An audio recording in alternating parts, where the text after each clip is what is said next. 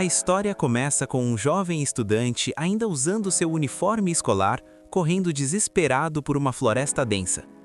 Ele está ofegante, o suor escorre pelo rosto e o pânico é visível. Onde é que eu me enfiei? Ele se pergunta. Atrás dele, uma criatura bizarra o persegue com sede de sangue. Justo quando ele acha que o coração vai pular pela boca, uma voz misteriosa e até que bem fofa ecoa na sua mente, avisando que vai começar a avaliar o alvo. Num piscar de olhos, uma tela de status surge diante dele, revelando que o monstro assustador é só uma lebre de chifre nível 1. A voz pergunta se ele quer desativar o guia de áudio, mas o garoto, sentindo o peso da solidão naquele lugar estranho, implora para que ela fique. No meio do desespero, a lebre salta para o ataque, mas a sorte do rapaz é maior que o medo. O bicho crava o chifre com tudo na maleta escolar dele. Na tentativa de se soltar, o garoto escorrega e, por puro acidente, acaba esmagando a cabeça da criatura com o próprio peso. A lebre fica estirada, sem vida, e ele conquista sua primeira vitória da forma mais atrapalhada possível. Enquanto isso, em uma parte diferente dessa floresta, conhecemos uma elfa de tirar o fôlego. Ela caminha sozinha, com a elegância de quem domina o ambiente, até que uma voz espiritual sussurra em seu ouvido, sugerindo que ela siga para o leste porque algo valioso a espera. A elfa, que tem um lado um tanto ambicioso, fica intrigada. Mas antes que ela possa planejar seu próximo passo, acontece um daqueles momentos dignos de anime. Os botões da blusa dela simplesmente desistem de lutar contra a pressão e saltam fora, deixando a coitada morrendo de vergonha. De volta ao nosso herói, ele está lá, sentado ao lado do cadáver da lebre, tentando entender as regras desse novo mundo. Agora que o perigo passou, o estômago começa a roncar. Ele olha para o bicho morto e pensa: será que dá para comer? A voz assistente entra em cena novamente, confirmando que a carne da lebre é comestível e fica excelente em ensopados. Animado, ele decide levar o jantar com ele. Para testar os limites dessa voz, ele começa a perguntar sobre tudo, até sobre sua mochila. A resposta o deixa boquiaberto. A mochila é feita de materiais sintéticos que simplesmente não existem naquele mundo. Mas o balde de água fria vem logo em seguida, quando ele descobre que a região onde está se chama Devorador de Labirintos, uma zona de nível 273. O garoto quase cai para trás de pavor. Para tentar se acalmar, ele resolve usar a habilidade de avaliação em si mesmo. É aí que descobrimos sua identidade, Hibiki Manabe, um humano de 16 anos. O que mais o impressiona é sua ocupação, avaliador. Ele não entende como isso é possível, já que até ontem era apenas um aluno comum do ensino médio no Japão. Ele tenta conversar com a assistente sobre como voltar para casa, mas ela deixa claro que não pode responder perguntas de cunho pessoal. Hibiki então percebe que tem várias habilidades à disposição. Ele tenta ativar o Olho Esperto, fazendo uma pose toda estilosa, mas não acontece absolutamente nada, o que o deixa bem sem graça. Depois, ele tenta usar o Mapa Mundi, esperando que um holograma gigante do planeta apareça. Em vez disso, surge uma telinha minúscula mostrando apenas o trajeto que ele já percorreu. Ele percebe com certa melancolia que, além de fraco, ele é um completo desorientado que estava andando em círculos o tempo todo. Ele decide seguir em frente e acaba encontrando uma estrada. A empolgação é tanta que ele corre para o caminho, mas acaba tropeçando e beijando o chão gelado. O sistema, que parece ter um senso de humor meio ácido, o notifica que ele ganhou o título de Perdido em um Mundo Paralelo. Enquanto ele processa a humilhação, um monstro enorme surge das sombras, babando e encarando Hibiki como se fosse um petisco de fim de tarde. O susto é tão grande que o garoto grita, e o grito é tão alto que até o monstro fica confuso. Mas o bicho não tem tempo de reagir. Uma flecha disparada com precisão cirúrgica atravessa o crânio da fera. Hibiki fica paralisado, até ver a responsável pelo disparo, a elfa que vimos anteriormente. À medida que ela se aproxima, o sistema de Hibiki ativa automaticamente a habilidade de tradução, permitindo que ele entenda o idioma local. Ele agradece pela vida e ela se apresenta, como Malha. Hibiki fica hipnotizado pelas orelhas, achando que é o cosplay mais perfeito que já viu na vida. Malha pergunta se ele caiu lá de cima e como ele conseguiu sobreviver tanto tempo no Devorador de Labirintos.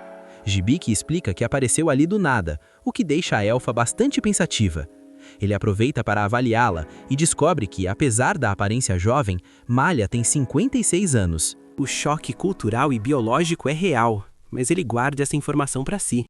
Malha explica que o Devorador de Labirintos não é apenas um nome, é um monstro colossal que se camufla como uma planície para atrair viajantes e devorá-los quando eles se perdem. Ela sente pena de Dybbuk, achando que ele é apenas uma criança indefesa, e o abraça contra o peito para confortá-lo. O garoto fica vermelho como um pimentão, especialmente quando ela diz que ele deve ter uns 10 ou 11 anos. Quando ele corrige dizendo que tem 16, Malha entra em curto-circuito ao perceber que estava apertando um jovem adulto contra si. Como a noite estava caindo, eles decidem acampar. Ao redor da fogueira, eles compartilham um ensopado de lebre que Dybbuk carregava. Ele descobre que naquele mundo, a maioridade acontece aos 15 anos, o que o torna oficialmente um homem perante a sociedade local. Malha explica que eles estão no reino de Abrastia. Quando Dybbuk menciona Japão, ela fica confusa, pois nunca ouviu falar de tal lugar, mas garante que vai ajudá-lo a chegar à cidade de Lowell. Enquanto ele dorme, Malha usa uma magia de barreira para protegê-los. Ela observa o rapaz e se pergunta se ele seria o tesouro que o espírito mencionou. Dybbuk, por sua vez, sonha com sua vida normal, com seus amigos de escola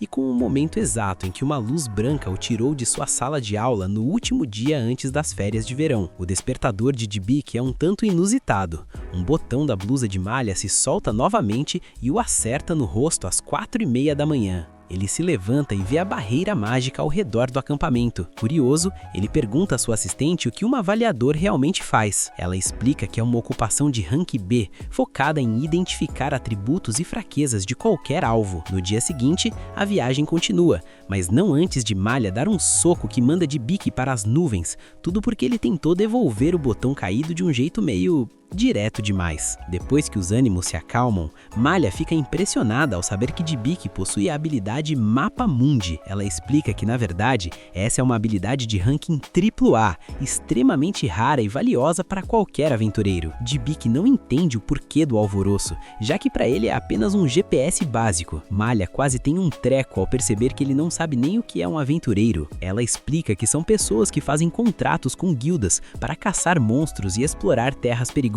Dybbuk usa sua assistente para confirmar as informações e percebe que está sendo visto como um completo ignorante sem senso comum por Malha. Para dar o troco, ele pergunta se ela tem amigos e a reação de negação desajeitada dela confirma que ela é tão solitária quanto ele. Dybbuk, com o coração de ouro, diz que a partir de agora, ele é o amigo dela. A dinâmica muda quando Dybbuk detecta uma lebre de cristal nas proximidades. Malha entra em modo de caça instantaneamente, explicando que o chifre dessa variante vale 200 moedas de ouro. Eles se escondem nos arbustos e Dybbuk avalia o alvo, descobrindo que a lebre tem habilidades de detecção e fuga muito altas. Malha usa magia para ocultar o cheiro e o som deles, mas sua flecha espiritual falha quando a lebre desvia com facilidade. Frustrada, ela diz que não há como vencer um bicho tão rápido. É aí que o cérebro de Dybbuk brilha. Ele percebe que a lebre é arrogante e só ataca quem ela considera fraco. Ele propõe um plano.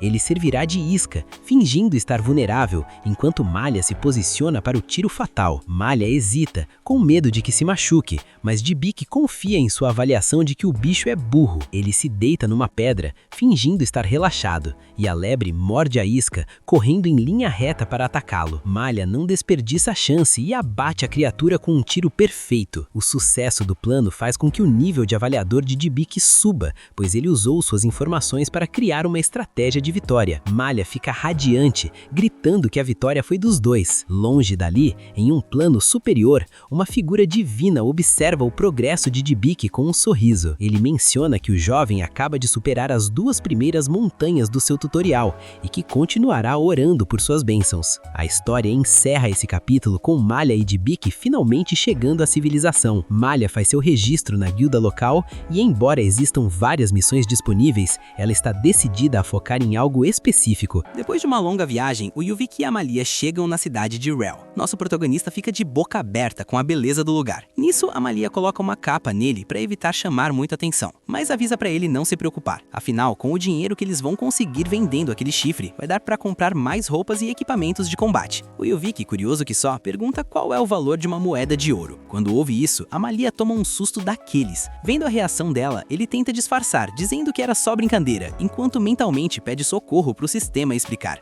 A assistente avisa que uma única moeda de ouro vale uns 10.000 ienes. Sente o drama, o Yuvik fica chocado e finalmente entende por que a Malia agiu daquele jeito. Enquanto ele processa a informação, a elfa chega pertinho, faz um carinho no rosto dele e pede para ele tomar cuidado para não falar coisas que mostrem que ele não tem o menor senso comum. Mudando de cenário, os dois chegam na guilda. O pessoal lá fica surpreso ao ver que a elfa formou um grupo, mas claro, já começam a subestimar nosso protagonista por ele ser muito baixinho. A Malia logo defende o garoto, avisando que, apesar de parecer uma criança, ele já é um adulto. Bem nessa hora, outro grupo de aventureiros aparece. O líder deles pergunta se o nosso Yuvik é novato na área, e a Malia confirma. Sem muita conversa, o grupo vai embora desejando boa sorte para o nosso herói. Observando eles saírem, a Malia comenta que eles são conhecidos como o Grupo Estandarte Prateado. Mas deixando isso pra lá, ela puxa ele até a recepcionista. É aí que conhecemos a Jewel. A Malia não perde tempo e já pede uma sala particular para vender um certo item. A elfa já tá com a cabeça nas moedas de ouro. Lá dentro, damos de cara com um cara super musculoso e o Yuvik fica impressionado com o tamanho do sujeito. O grandalhão adora o elogio, arranca a camisa e começa a fazer pose, gritando que aquilo ali é fruto de muito suar. O Yuvik acha aquilo o máximo. Eles se apresentam e descobrimos que o marombeiro se chama Baus Delir, o mestre da guilda. O Yuvik até pede permissão para tocar nos músculos dele, explicando que por ser pequeno não consegue ganhar massa muscular nem treinando. O Baus, super empolgado, já passa a rotina de treinos dele, garantindo que o garoto vai ficar gigante. As meninas, por outro lado, ficam só à exaustão assistindo a essa cena toda. Mas vamos combinar, se fossem elas no lugar dele, seria outra história. Com tudo mais calmo, na mente do Yuvik, a assistente avisa que ele acabou de adicionar magia de água à sua lista de habilidades. Depois de organizar a bagunça, a Jewel se apresenta oficialmente como recepcionista e vice-mestre da guilda. Feitas as apresentações, ela pergunta qual é o tal item que eles querem vender. É a deixa pra Malia puxar o chifre. Quando o Baus bate o olho naquilo, ele nota que é ainda maior que o chifre de 3 anos atrás, e já lança uma oferta de 400 moedas de ouro. O Yuvik fica todo feliz, achando que a Malia ia aceitar na hora, mas a elfa é ambiciosa e pede logo 800. Dá pra ver que a Malia ama dinheiro. Ela argumenta que aquele chifre é o triplo do tamanho normal. O Baus recusa e oferece 550. A elfa não cede e ameaça levar o item para outro lugar. Com isso, o mestre musculoso sobe a oferta para 600. Depois de um bom tempo de negociação, eles finalmente fecham um acordo de 700 moedas. A Jewel, que estava só ouvindo tudo aquilo, nem tenta intervir. Ela só avisa pro Baus que, como ele estourou o orçamento, a diferença vai sair direto do salário dele. Coitada do mestre. Enquanto isso, a Malia tá toda orgulhosa, se exibindo pro Yuvik com a vitória, achando que agora ele ia querer formar um grupo definitivo. Ela fica tão empolgada comemorando que os botões da roupa dela literalmente voam longe. A Jewel vê a cena toda e, sem tirar os olhos da situação, expulsa os rapazes da sala, dando a desculpa de que elas precisam discutir os detalhes da transação em particular. Depois de tudo isso, vemos o Yuvik sentado no saguão. Nisso, lá na mente dele, a assistente avisa que ele pode subir o nível da sua habilidade inerente de tutorial. O Yuvik não entende muito bem o que isso significa, então o sistema explica que é uma habilidade dada para quem tem baixa taxa de sobrevivência. Ela permite receber a ajuda divina e aprender tudo que é básico. Ouvindo isso, o garoto nem sabe se foi um insulto ou um elogio, mas a ideia de ter a ajuda de Deus parece fabulosa. Bem nessa hora, ele escuta uma voz misteriosa. Primeiro ele acha que imaginou, mas ao ouvir de novo, ele grita perguntando quem é. A voz responde que é quem tá dando suporte para ele, mas avisa que não vai poder fazer isso para sempre. O guia tá tentando ajudar no que pode, porque assim que o nível do tutorial subir, esse apoio vai chegar ao fim. Logo em seguida, a Malia aparece. Quem recebe ela é uma garota dizendo que ela pegou uma missão específica e precisa voltar para sua terra natal, e que não vai poder levar ele junto. Imediatamente a cena muda. Vemos a Iber numa caverna tentando encontrar alguma coisa. Já na vila, o Yuvik diz pra elfa ir tranquila, e ela responde que pediu pra Jewel cuidar dele e que ele pode ficar na pousada onde ela estava dormindo, só procurar pela Tânia na pousada sorridente. O Yuvik, pensando no que fazer da vida, comenta que existem missões para quem não é da linha de frente. Nisso, ele recebe o arco da Malia como presente e ela sai correndo, morrendo de vergonha. Correndo pela vila, a Malia esbarra na Iber dizendo pro guarda que teve que ir para casa de imprevisto. Quando levanta a cabeça, a Iber percebe que ela é uma elfa e pergunta se ela tá indo pro reino de Feriot. Com um sorriso no rosto, a Iber diz que também tá indo para lá. Mais tarde, vemos o Yuvik comentando que depois que a Malia foi embora, ele passou o tempo todo dormindo. E olha, que belo passatempo. Ele ainda não encontrou um jeito de voltar pro mundo dele. De repente, a Tânia bate na porta. Ela entra no quarto dizendo que estava preocupada com o nosso protagonista, já que ele não desceu nem pro café da manhã e nem pro almoço, e avisa que já tá na hora da janta. Aí bate a realidade e o Yuvik percebe que precisa arrumar um trabalho para não ficar dependendo só do dinheiro do chifre do coelho. Nessa hora, a voz do sistema chama, pedindo para ele verificar o status e explicando uns números que ele não estava entendendo. A voz avisa que não recomenda que ele lute sozinho e adiciona novas habilidades para ele, como o livro de medicina e contratos. O sistema explica que ele pode aprender todo o conteúdo só de ler as páginas. O Yovik pergunta quanto tempo isso vai levar, e a assistente responde que demora bastante tempo se ele não tiver consciência do método. Mesmo assim, ele topa. No mesmo instante, a assistente faz um livro aparecer na frente dele e começa a transferir todo o conhecimento direto para a mente do garoto. Em outro lugar, a Malha estava conversando com a garota de antes. Ela conta sobre o Yovik e como ele não tem muita noção das coisas, o que deixou ela bem intrigada. A aventureira não engole essa história e diz que a elfa parece estar apaixonada por ele. A Malha nega na hora, dizendo que acabou de conhecer o garoto e que ele é 40 anos mais novo que ela. Mas, de repente, aparece uma elfa com roupa de empregada na frente delas. A Malha corre para abraçar e apresenta ela como Stélia, a chefe das empregadas da família dela. Aqui também descobrimos o nome da garota de cabelo azul, que é Ibel. A Ibel corta o clima dizendo que agora ela faz parte do mesmo grupo. Isso deixa a empregada meio irritada e começa a resmungar umas coisas. Sente a rivalidade no ar. Já se passaram vários dias e o Yovik continua jogado na cama, com uma preguiça total. Mas com um detalhe, o aprendizado do livro de medicina está completo. Depois dessa maratona, ele vai numa loja de armas, compra uns acessórios para se proteger e segue para a guilda para pegar algum trabalho. No caminho, ele bate um papo com o assistente. Ele comenta que o nome dela é muito longo e pergunta se pode chamá-la de Siste. Ela aceita de boa. Agora, dentro da guilda, o clima pesa. O grupo estandarte entra desesperado pedindo ajuda. O cara de cabelo prateado tá muito machucado. A Jewel se aproxima e avisa que o Bausman tá na cidade, mas sugere parar o sangramento com outra magia de cura. O suporte da equipe avisa que isso não vai rolar. O Yovik vê toda a situação e o sistema avisa que existe uma chance de salvar o cara. Sem pensar duas vezes, ele se oferece para ajudar. Todo mundo fica de queixo caído e perguntam se ele é um curandeiro. O Yovik manda real e diz que não é, que ele é mais um avaliador com noções médicas. Diante do desespero, os companheiros do ferido aceitam na mesma. O Yovik analisa o estado do rapaz e descobre que ele foi afetado pelo veneno de Tiarit, o que claramente impede o sangramento de parar. Além disso, para curar os membros dele por completo, eles iam precisar de magias de alto nível, o que custariam 650 pontos de magia. Ele explica a situação pra galera, mas ninguém ali tem como ajudar. Eles precisam de um plano B. Então, assiste dá a ideia de usar a habilidade de contrato, para pedir que os aliados transfiram pontos de magia temporariamente. Sem hesitar, todo mundo topa, até a Jewel. É assim que o nosso Yovik recebe os pontos necessários pelo contrato, elimina o veneno e manda uma cura perfeita, restaurando o corpo do cara. Missão cumprida. Mas o esforço cobra o preço e o nosso protagonista cai no chão esgotado, sonhando de novo com os amigos da escola. Quando ele acorda, a voz avisa que o nível de trabalho dele subiu do número 2 para o número 5. O contrato foi do 1 para o 2 e a habilidade de tradução também subiu de nível. Bem nessa hora, a Jewel entra no quarto agradecendo por ele ter salvado o irmão mais novo dela, o Jade. O Yovik fica meio confuso, mas ela explica que eles são filhos de mães diferentes. A Jewel pede para ele pedir para todo mundo guardar segredo sobre o que aconteceu, porque quase ninguém consegue usar aquelas magias de cura avançadas. Se a notícia se espalhar, vão tentar se aproveitar dele para ganhar dinheiro. Por causa disso, ela recomenda que ele entre para a Guilda dos Aventureiros de uma vez. O Yovik fica na dúvida, sem saber quanto tempo mais vai ficar na cidade, mas concorda que ter companheiros ou alguém para cobrir a retaguarda seria uma boa, já que ele não é um lutador. É aí que a Jewel dá a ideia genial dele contratar um guarda-costas.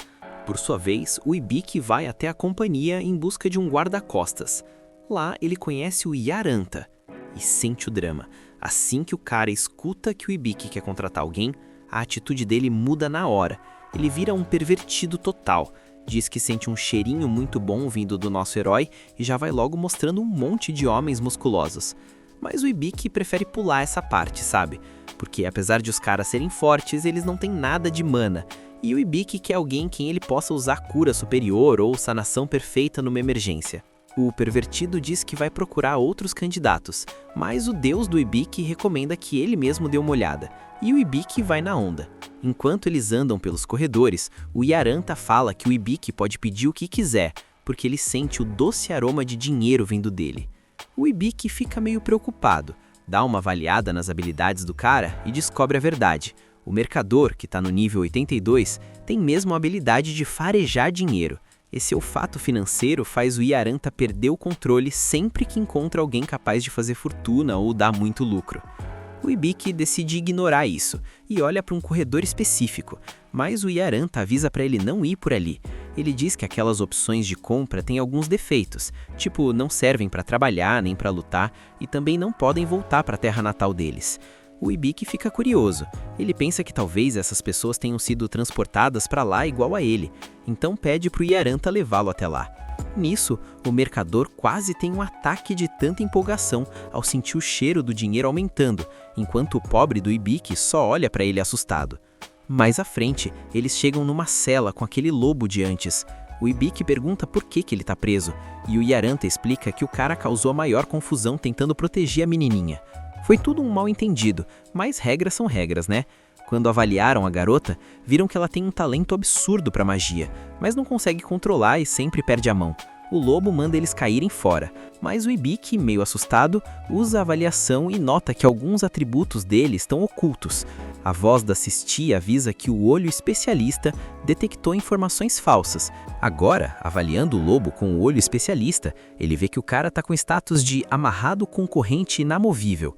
Mas o que deixa o queixo dele no chão é o trabalho do lobo. Ele é um herói e tá no nível 95. O Ibiki não consegue acreditar. Ele olha para a menina e descobre que ela é uma sábia, mas a magia dela tá totalmente fora de controle. Como um humano não aguenta tanto poder, isso vai acabar levando a coitadinha à autodestruição. O Ibiki pergunta pro deus dele por que ele fez uma maldade dessas com a menina, e o deus responde que não teve escolha, porque essa é a aprovação dos sábios. O lobisomem se chama Cloud, e a pequena é a Lilian. Depois de pensar um pouco, o Ibiki decide comprar os dois, já que eles têm muita mana. Ele até duvida que um herói e uma sábia queiram se juntar a ele, mas o deus diz para ele fazer o que achar melhor. Nisso, a Sisti recomenda usar a habilidade Medida de Alívio, nível 1, que vai soltar o Cloud das correntes que o prendem, só que a chance de sucesso depende do nível da habilidade.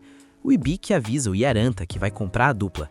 O cheiro de dinheiro do Ibiki fica tão forte que o pobre mercador quase tem um infarto de tanta alegria. Um pouco depois, no meio de uma clareira, o Cloud pergunta o que diabos o Ibiki quer fazer com eles ali. O Ibiki pede para ele relaxar, garante que não vai fazer nada com a pequena, mas que precisa cuidar dele. Ele explica que quer curá-lo, mas precisa da ajuda da Lilian para isso. O Cloud recusa na hora, achando que é alguma armadilha. Só que a Lilian manda ele ficar quieto, porque ele sempre ajudou ela, e agora é a vez dela retribuir o favor. Ela pergunta o que precisa fazer, e o Ibiki explica que precisam de muita mana para curar o Cloud. Então ele pede para fazer um contrato com ela para compartilhar a energia. A Lilian aceita sem hesitar. Assim que recebe a mana, o Ibiki ativa sua sanação perfeita. O Cloud fica sem reação, enquanto o corpo dele se regenera inteirinho. A Lilian pula para abraçar o Cloud e ele agradece ao Ibiki. O nosso herói se apresenta e pergunta como ele está se sentindo. O Cloud diz que está bem melhor, mas ainda não está na sua melhor forma. O Ibiki vai direto ao ponto e diz que é lógico, afinal ele está amaldiçoado. O Cloud toma um susto ao ver que ele sabe da maldição, já que nem os avaliadores comuns conseguem ver isso. Para completar, o Ibiki revela que a Lilian vai se tornar uma sábia no futuro. O Cloud, maravilhado, pergunta como ele sabe de tudo isso. O Ibiki explica que tem o olho especialista. O Cloud não acredita que ele tem o olho divino que só os deuses dão, mas o Ibiki não quer perder tempo e ativa a habilidade Medida de Alívio para quebrar a maldição. Nessa hora, as correntes aparecem de verdade e tesouras divinas gigantes surgem no céu. Sente o clima. Os dois entram em pânico vendo aquilo indo na direção do Cláudia e quase tem um ataque cardíaco quando as tesouras atingem ele. Mas no instante seguinte, o Cláudio percebe que está vivo e que uma das correntes agora está quebrada. A Lilian desmaia e o Ibiki reclama com o deus que só uma corrente foi cortada. O deus rebate que perguntando o que ele esperava de uma habilidade no nível 1. A conversa é cortada pelo Cláudia, que fica impressionado ao sentir parte da força dele voltando. Ele se ajoelha na frente do Ibiki e pede perdão pela falta de respeito. Conta que desde que foi amaldiçoado, ele perdeu a força, a reputação e até a alma. Mas agora está profundamente grato por ter sido salvo e pede a honra de fazer a cerimônia de lealdade. O Ibiki não faz a menor ideia do que é isso. O Cláudio explica que é um ritual onde ele entrega a alma para jurar proteção e ficar sempre ao lado dele. O Ibiki pergunta se ele tem certeza, dizendo que por ele tudo bem continuar como tá, mas o Cláudio está muito ansioso para fazer a cerimônia. Assiste aconselha o Ibiki a ativar o contrato, garantindo que tudo seja cumprido e deixando o herói super feliz. O Ibiki pensa que se vai fazer o cara feliz, então bora lá. Quando ele ativa o contrato, o Cloud começa a chorar.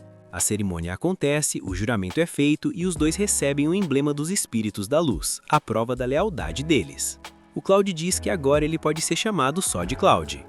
O Hibiki avisa que vai contar com ele, e a Lilian fica radiante de alegria pelo amigo. Enquanto isso, em outro lugar, as garotas continuam a viagem, mas a Styria está quase deixando um pulmão no caminho de tanto cansaço. Vendo ela daquele jeito, a Emalia sugere que elas continuem e descansem nas fontes termais mais à frente. A Styria acha uma ideia genial, porque assim vai poder admirar aquelas montanhas gêmeas de novo. Mas ao lembrar que elas estão viajando com aquela mulher desagradável, ela muda de ideia. Ela chega pertinho da Emalia e sussurra que é melhor apertar o passo e não tomar banho com a moça.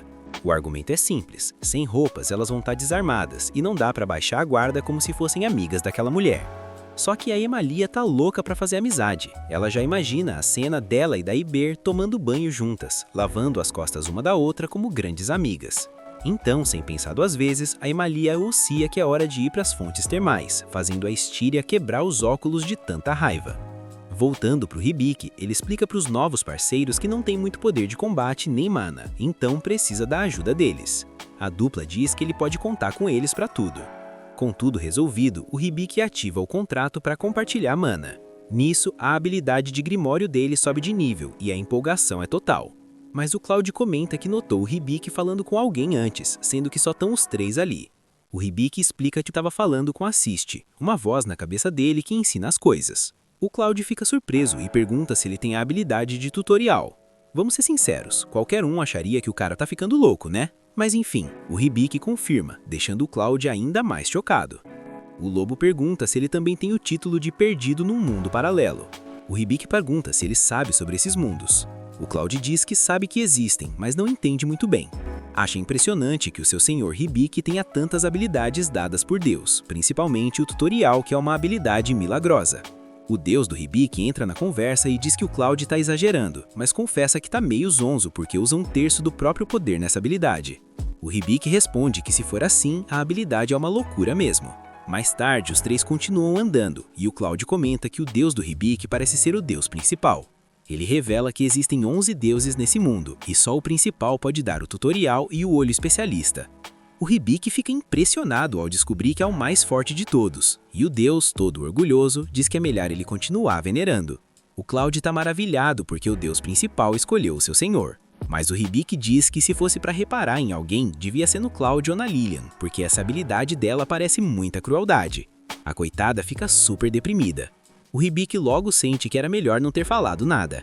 O Cloud conta que por causa desse poder, a família da Lilian a rejeitou e a vendeu para pagar uma dívida. O Hibiki joga a culpa no deus principal por ter dado essa habilidade para ela.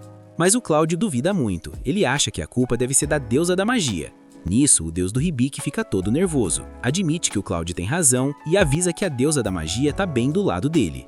O Hibiki escuta um estrondo na cabeça dele. O deus tenta se explicar dizendo que foi só um pequeno deslize, mas acaba levando uma bela surra.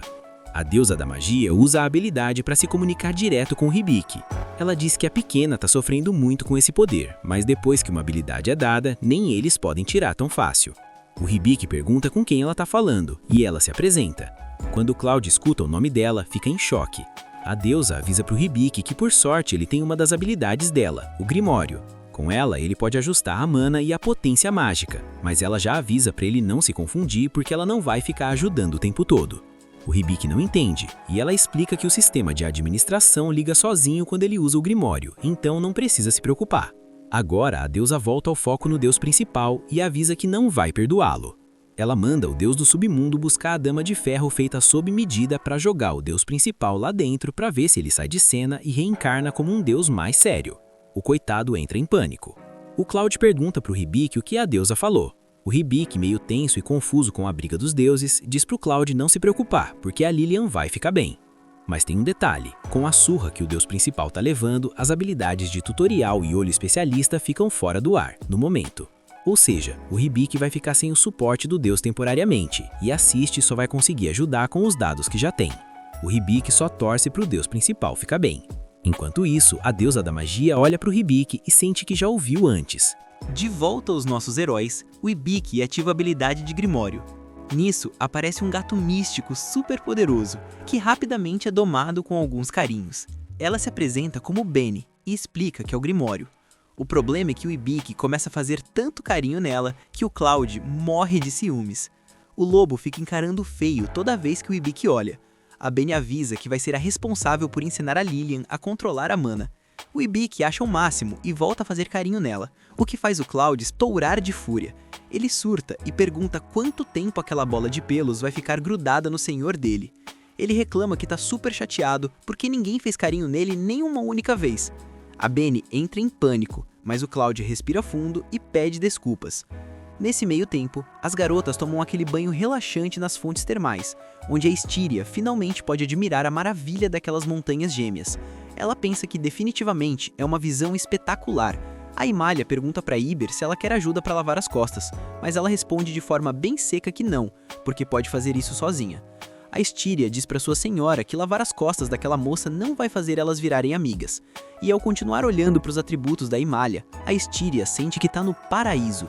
Só que a Iber escuta a conversa e avisa para Imália que vai ser ela quem vai lavar as costas da Imália.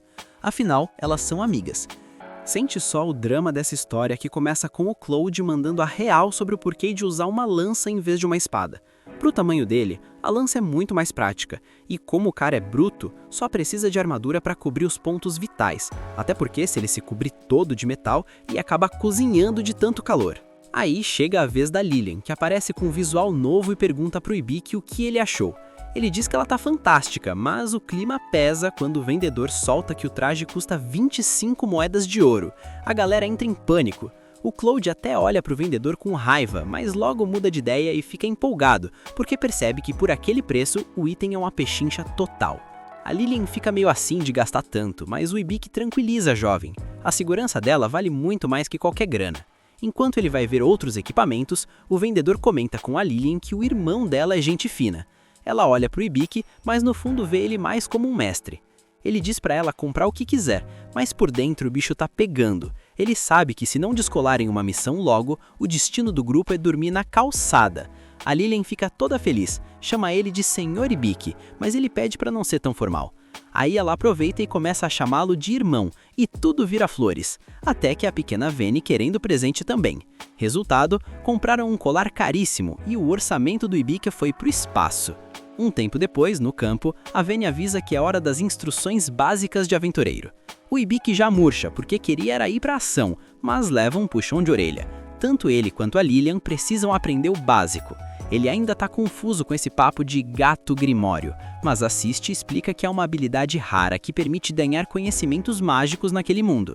O Ibiki se empolga achando que vai virar um mago de batalha, mas a Veni, com aquele sorrisinho de quem quer ver o sofrimento alheio, diz que ele só vai aprender magia utilitária pro dia a dia, nada de explosões por enquanto. Sem perder tempo, começa o treino da Lilian. Para isso, o Ibiki precisa ser registrado como tutor dela. Ele pergunta como faz, e vrau, a Veni taca-lhe uma mordida. Pronto, tá feito. Ela explica que embora a mana da Lilian esteja no talo, o poder de ataque dela caiu para 10%, então o esquema é treinar aos poucos. Já o Ibiki tem que aprender a circular o mana, e o jeito é dar a mão para alguém para sentir o fluxo. Ele não entende nada, e a Veni, já sem paciência, manda ele praticar com o Cloud. O Cloud diz que é moleza, mas o Ibiki continua boiando.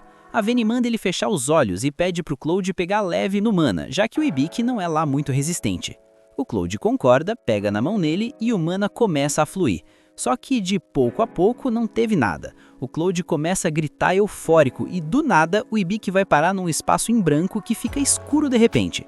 Quando ele se toca, tá no corpo do Cloud, vendo as memórias dele. Ele vê uma elfa linda chamada Anastácia olhando para um lago. Pelo que ele sente nos reflexos do Cloud, ela era a elfa mais bonita que ele já viu, mas não a mais avantajada. Esse título era da Malha. Eles se conheciam desde pequenos, lutaram, riram e choraram juntos. O Cloud achou que seria para sempre, mas aí o sonho vira nesadelo.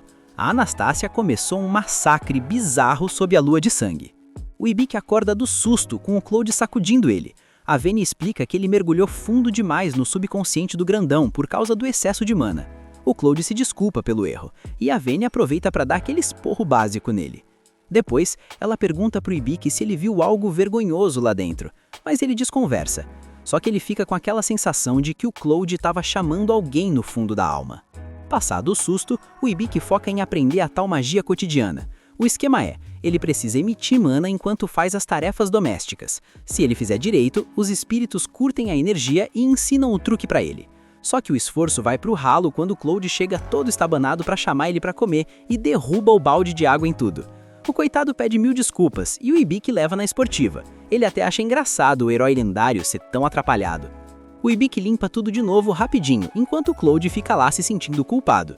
Mais tarde, ele termina de deixar o corredor brilhando, mas assiste e avisa que ainda não aprendeu nada. A Vene vê que tá tudo limpo e promete uma porção extra de comida. Mas na hora de sair, adivinha, o Claude aparece e faz besteira de novo. Um tempo depois, a galera tá lá treinando firme. A Lilian tá mandando bem demais, mas o Ibiki, coitado, é uma negação total no arco e flecha. Ele fica todo pra baixo, mas o Claude tenta dar aquela força, dizendo que no começo é difícil pra todo mundo mesmo. O Ibiki implora por um descanso porque as mãos dele estão só o bagaço, mas o Claude, com aquele sorrisinho de quem não quer nada, lembra que ele tem o livro de medicina, então não precisa parar não. E assim, o Ibiki segue sofrendo e pedindo socorro enquanto continua o treino forçado. Enquanto isso, Amália segue viagem rumo ao reino dos elfos, toda faceira porque agora tem uma amiga. Quando chegam numa bifurcação, Amália sugere o caminho mais longo para evitar um atalho cheio de ruínas onde as almas errantes costumam aprontar. Só que a Evelyn acha a ideia de explorar as ruínas o máximo e convence Amália a ir por lá na esperança de achar tesouros. Amália acaba cedendo porque a grana tá curta e o dinheiro do chifre do coelho não vai durar para sempre. Sem muita escolha, elas avançam, enquanto a Evelyn continua manipulando Amália com aquele papo de amizade. De volta ao Ibiki, ele tá preparando o almoço com a ajuda da Lilian, e quando terminam, os três se acabam num banquete. Só que o Ibiki logo percebe que o Claude fez um serviço porco descascando os cogumelos. Quando ele pergunta das maçãs da sobremesa, o Claude entra em pânico e confessa que não leva jeito nenhum pra cozinha. E a Lilian logo saca que ele, na verdade, comeu todas. Geral começa a dar esporro nele por tentar esconder a lambança. O Claude tenta se defender, dizendo que a culpa é da maldição, mas todo mundo sabe que ser ruim de fogão e guloso não tem nada a ver com feitiço. O Ibiki pergunta quem jogou essa praga nele, mas o Claude diz que nem faz ideia. Mais tarde, enquanto o Ibiki bebe água no rio, assiste avisa que ele finalmente aprendeu a limpeza borbulhante. Ele fica todo empolgado e ela sugere usar o Mapa Mundi. Ao ativar, o Ibiki percebe que um javali investidor está chegando, mas com o Claude no time, o bicho é mandado para outra vida num piscar de olhos. O problema é que o cheiro de sangue pode atrair mais monstros, então a Lilian limpa a área com magia e eles resolvem usar o corpo do bicho para ensinar o Ibiki a fatiar carne. Ele percebe na hora que isso é pura vingança pelas zoeiras que fizeram com o Claude antes. Lá nas ruínas, Amália e Astélia se mandam atrás de tesouro. A Evelyn, sozinha, usa seu espelho mágico e vê que o lugar está lotado de almas penadas, mas nada do que ela realmente procura. De repente, ela ouve os gritos das duas que estão empolgadíssimas. Astélia tá lá tendo sonhos doidões com Amália, enquanto a própria Amália acha que tá nadando em ouro. A Evelyn percebe que as duas estão tendo alucinações pesadas e, achando aquilo tudo muito patético, usa sua magia para expulsar as almas errantes e trazer as duas de volta para a real. Para fechar, os meninos terminam o serviço com o javali e o Ibiki resolve testar a limpeza borbulhante no Claude. O grandão entra em pânico achando que ia dar ruim, mas o Ibiki taca as bolhas sem dó. O Claude grita desesperado, mas logo sai do meio da espuma, se sentindo incrível. A magia não só tirou a sujeira, como alinhou o pelo, tirou o cansaço e deixou o cara simplesmente fabuloso.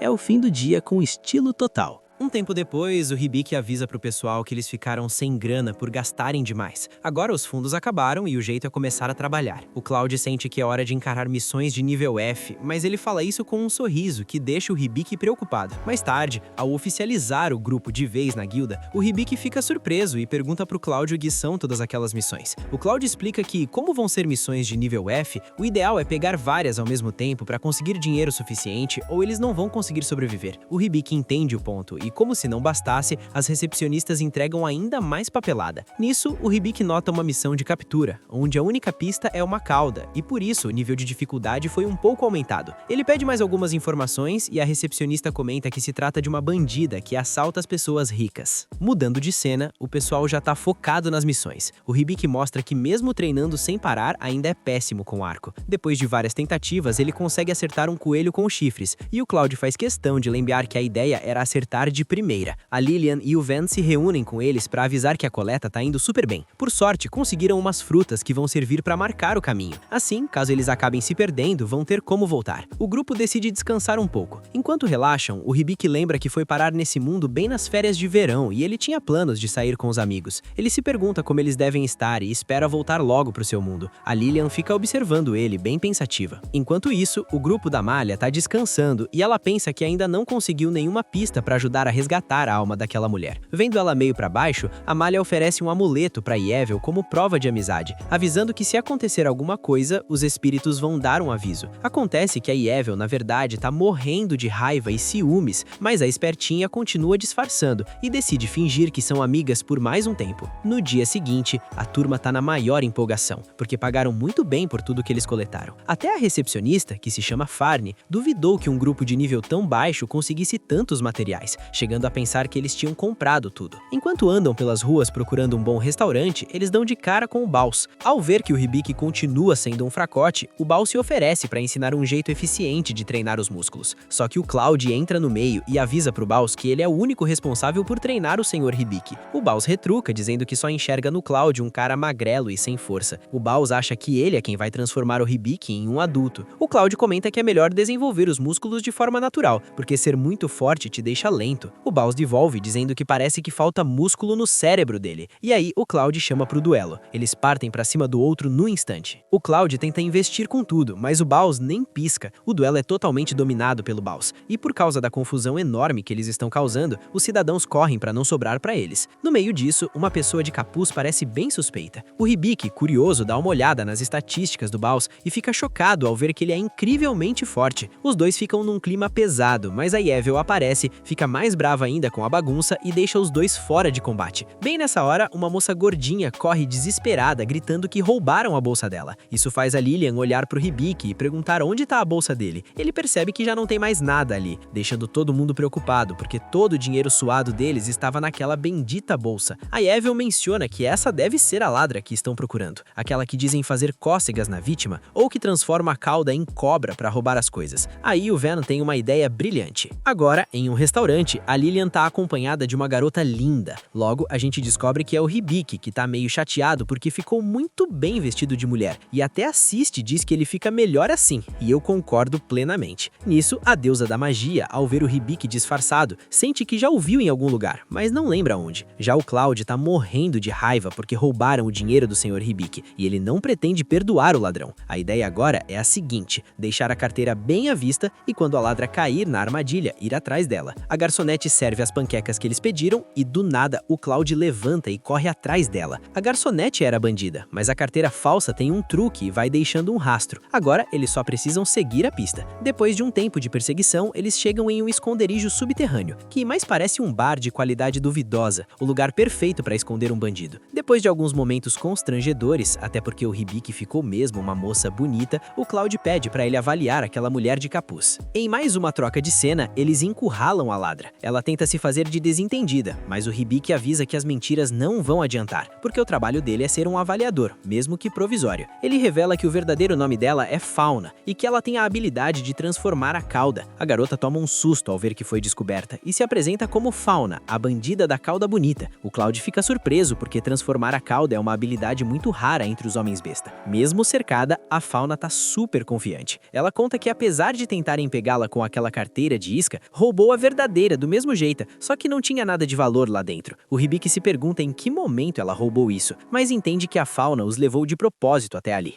Ela confirma, toca na parede e some rapidinho, deixando o grupo numa armadilha. O Cloud consegue tirar o Hibiki do perigo e manda ele ir atrás da Fauna. Ele vai, mas o Hibiki é um aventureiro péssimo e cai em outra armadilha dela. A Fauna diz que custa acreditar que um avaliador cairia num truque tão óbvio, mas ao olhar direito pro Hibiki, ela percebe que ele é um garoto. Por algum motivo estranho, ela fica com as bochechas vermelhas, se aproxima e pergunta o que ele estava fazendo vestido de mulher. O Hibiki responde que estava tentando capturar ela e ouviu que ela atacava pessoas ricas. A Fauna não entende o que isso tem a ver com usar vestido, mas ela acaba gostando do visual dele e acha ele adorável. Então ela avisa que pode ajudar com uma condição. De volta ao bar escondido, o Hibiki está avaliando os objetos que a Fauna roubou, já que ela só tem interesse em coisas autênticas. Depois de um tempo avaliando, ela coloca um bracelete na mesa. O Hibiki pergunta se aquilo também foi roubado, porque não tem muito valor comercial. Ela explica que é um bracelete muito querido entre os homens-fera e que tem uma mensagem. A Fauna fica surpresa e pergunta o que está escrito, e o Hibiki revela que diz apenas "Obrigada, irmã". A Fauna conta que ganhou o bracelete da irmã mais nova, que tinha escrito algo, mas ela nunca conseguiu ler. Ela mostrou para vários avaliadores e nenhum conseguiu traduzir a mensagem. Faz sentido, já que a irmã não sabia escrever. Então o Hibiki supõe que não avaliou as letras, mas sim o sentimento que a irmã colocou ali. Ele pergunta se a irmã sabe que ela é uma ladra, e a Fauna responde que ela já saiu de cena, presa numa batalha na terra natal delas. Ela pergunta de onde o Hibiki é, e ele diz que é de um lugar bem distante. A Fauna aconselha ele a voltar para casa, porque se ele perder o lar como ela perdeu, nunca mais vai conseguir voltar. Ela diz que o parceiro dele também é um homem fera, e se for do mesmo lugar que ela, deve ter um passado bem doloroso. Dito isso, ela devolve o saquinho de dinheiro, já que as avaliações dele foram super precisas. Ela se despede com um beijo e diz que espera vê-lo vestido de garota de novo, porque ele fica uma graça. Mas, pelo visto, ela enganou ele, porque não devolveu a bolsa de antes. Um pouco mais tarde, voltando para a guilda, a Farney tenta limpar o batom do Hibiki, que não sai por nada. Ela comenta com o pessoal que ouviu um boato na guilda da capital sobre um novo grupo de aventureiros que sobe de nível numa velocidade absurda. Como o rei deu a eles a missão de acabar com os mortos-vivos, eles se chamam os Matadores de Cadáveres. Eles estão viajando do leste para o oeste, então é bem provável que um dia cheguem naquele país. De noite, o Hibiki comenta com o Cloud que sentiu que aprendeu muita coisa nova naquele dia. O Cloud diz que se ele viajar, vai aprender ainda mais. O Hibiki se empolga com a ideia e decide fazer uma viagem para conhecer todo tipo de pessoa. O Cloud pergunta que tipo de pessoa ele quer conhecer, e o Hibiki responde que quer achar alguém que saiba mais sobre o mundo. O Cloud diz que ele está falando dos sábios, e atualmente os únicos ativos são os sábios dos 3 mundos, que reinam há mais de 500 anos. Ele pergunta para que o Hibiki quer conhecê-los. A resposta é direta, ele quer que digam como voltar para o mundo dele. Isso pega todo mundo de surpresa, e a Lilian pergunta se ele está pensando em ir embora. O Hibiki percebe que voltar para o mundo dele significa deixar aquele lugar. O Cloud, por sua vez, explica para Lilian que o Hibiki não pediu para estar naquele mundo, então é natural que queira voltar pro dele. Ele vira pro Hibiki e diz para ele não se preocupar com nada, porque vai protegê-lo até que esse dia chegue. Enquanto isso, Amalia continua a sua jornada e avisa para Evil que logo vão procurá-las, porque os espíritos da floresta contaram para ela. A Evil diz que isso é bem conveniente, mas Amalia explica que nem tanto. Os espíritos só respondem quando ela pergunta, e só teve uma única vez que um espírito falou primeiro. Ele disse que algo muito valioso cairia no leste, com uma voz bem estranha. A Evil, super interessada, pergunta onde caiu. Quando Amalia revela que foi na floresta de Lowell, a Evil dá um sorriso. Ela avisa Amalia que lembrou de umas coisas para fazer e que é hora de se despedir. E assim, do nada, ela vai embora, deixando a pobre da Amalia de coração quebrado. Esse foi o final do episódio. Se você chegou até aqui, comenta a parte 6. Eu vou dar um coração em todo mundo que comentar para eu saber quem é a elite que acompanha o canal. Se inscreve e ativa o sininho, porque o que vem aí vai explodir sua cabeça. E ó, não sai daqui sem ver esse vídeo que tá aparecendo agora na tela. A treta lá consegue ser ainda pior que essa que você acabou de ver. Sem mais delongas, Rebobina se despede. E até a próxima!